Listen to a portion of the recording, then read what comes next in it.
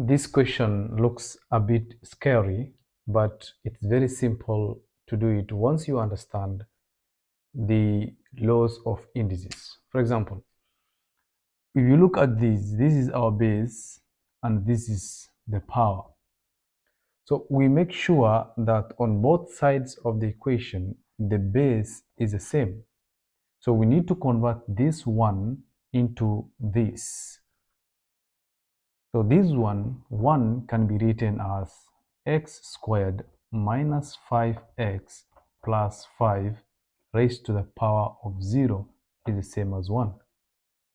So we can substitute this with 1.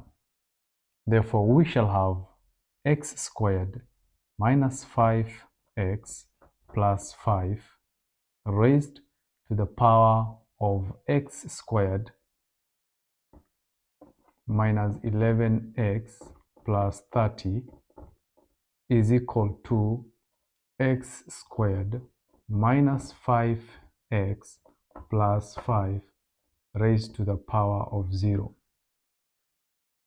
Since the base is the same, we can equate the powers. So the two powers you're going to equate are x squared minus 11x plus 30 equals to 0. Therefore, we have formed a quadratic equation. We can solve this quadratic equation by factorization. Now let us solve our quadratic equation x squared minus 11x plus 30 using factorization method. In factorization method, we look for product and sum, P and S.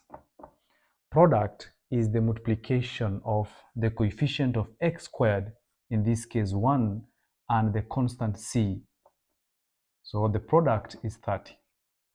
Sum is the coefficient of x, in this case minus 11. Now we think of two numbers. When we multiply them, we get 30, and when we add them, we get negative 11. Obviously, the two numbers must be negative because the product is positive and the sum is negative. So the two numbers we can think of is negative 6 and negative 5.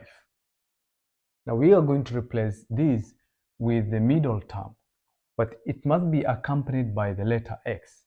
We are going to rewrite the equation into x squared minus 6x minus 5x plus 30 is equal to 0.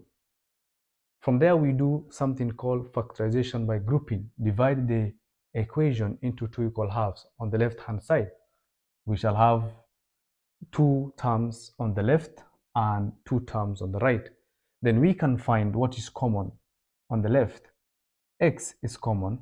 Then we shall have x minus 6 in the bracket. Here we have minus. Then here 5 is common. We shall have x minus 6 in the bracket. This is equal to 0. We find that x minus 6 is common on the left hand side. So x minus 6, we shall take x minus 6, combine what is outside the bracket, that is x and minus 5 are outside the bracket, and we equate that to 0.